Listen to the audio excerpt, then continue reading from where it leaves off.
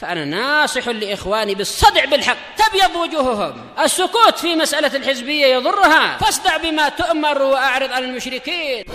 سلامي على دماج ورجالها والشيخ يحيى ودار العلم يا سعد بانيها. Bismillahirrahmanirrahim. Waalaikumsalam warahmatullahi wabarakatuh. Hukum sesuai dengan zahirnya, yaitu kalau emang itu adalah kalajengking, memang kita diperintahkan oleh Nabi Shallallahu Alaihi Wasallam untuk membunuhnya. Kalau di dalam sholat saja kita diperintahkan untuk membunuh anjing dan membunuh ular dan kalajengking, maka apalagi di luar sholat, karena disebutkannya di dalam sholat, yaitu walaupun kita sedang dalam keadaan sedang sibuk dan diperintahkan untuk senantiasa tenang, namanya dalam situasi sholat. Nah, apalagi dalam situasi kita tidak punya udzur sama sekali, kita sedang bisa bergerak dengan bebas, maka lebih layak lagi untuk membunuh kalajengking, demikian pula ular.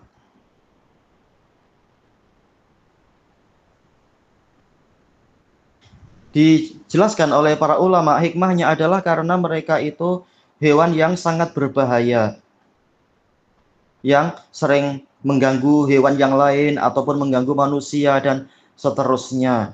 Dan di dalam beberapa dalil mereka itu dipanggil sebagai fuwaisik, yang boleh dibunuh di tanah suci ataupun di tanah halal. Maka semuanya adalah menunjukkan bahwasanya mereka itu memang kita berhak untuk membunuh mereka secara langsung karena Allah yang memerintahkan itu.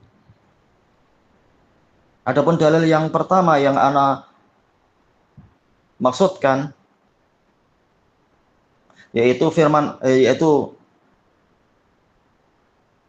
sabda Nabi Shallallahu Alaihi Wasallam, uqtulul aswadaini fi shalah al-aqrab wal hayyah, bunuhlah dua benda hitam di dalam sholat, yaitu sekalipun kalian di dalam sholat,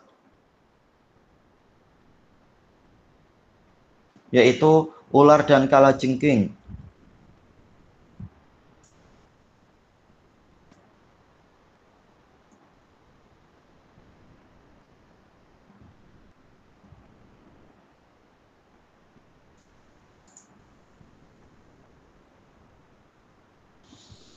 Baik.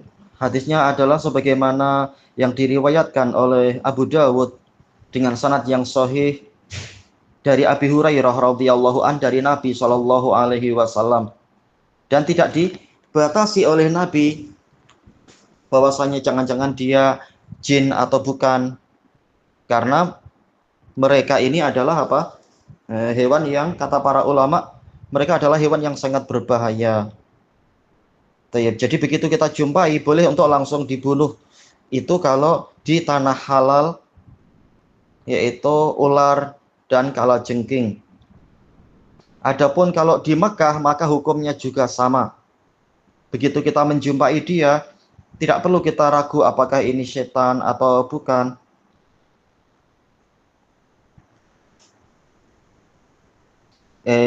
Jin atau bukan. Maka boleh untuk langsung dibunuh.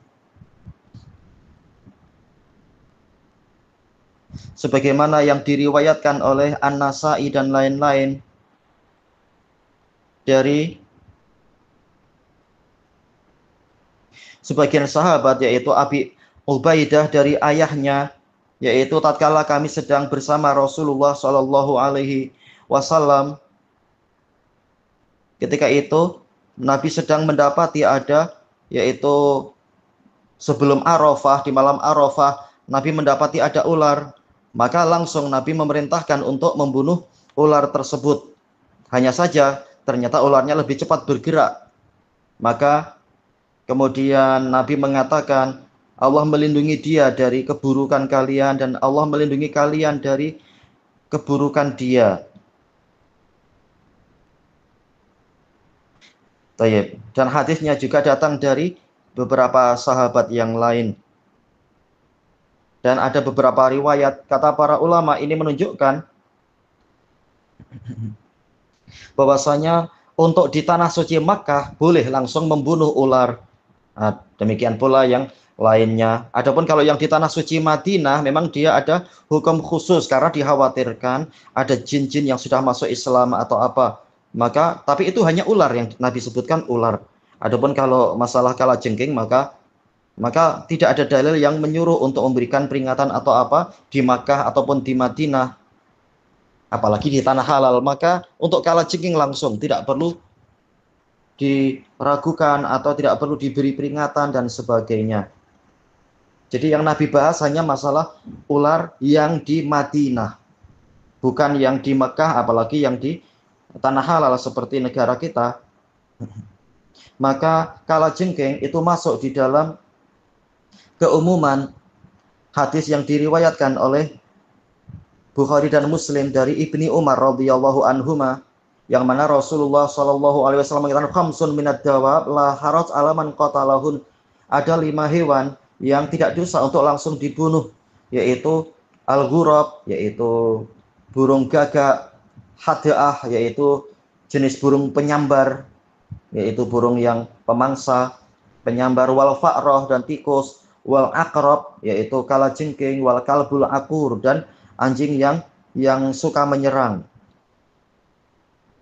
Dan juga datang dari Aisyah radhiyallahu anha, muttafaqun alaih. Nah, dalam riwayat Aisyah dipanggil dengan fawasik, bukan fuwaisik, fawasik, hewan yang fasik. Maka ini boleh untuk langsung dibunuh hewan yang seperti itu.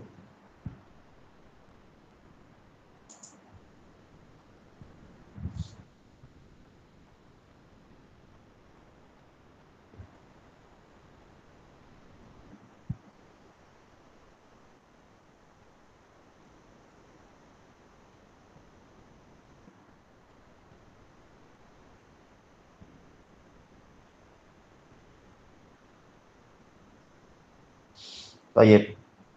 Jadi yang dikhususkan untuk harus diberi peringatan dulu adalah ketika di Madinah. Dan itu pun terkait dengan ular, sebagaimana di dalam hadis yang diriwayatkan oleh Imam Muslim dari Abi Sa'id Al-Khudri radhiyallahu an. Rasulullah bersabda, "Inna bil Madinah nafaran minal jin qad aslamu."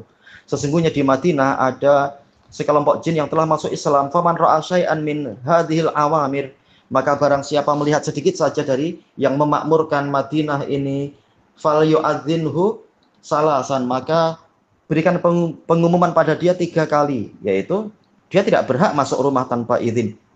Fa in badalahu ba'du fal yuqatil fal yaqtulhu. Kalau dia masih nampak juga padahal itu di rumah, maka bunuhlah dia. Fa innahu syaiton, karena dia setan, bukan jin muslim. Jin muslim diberi peringatan jangan masuk rumah, insya Allah dia tidak masuk rumah.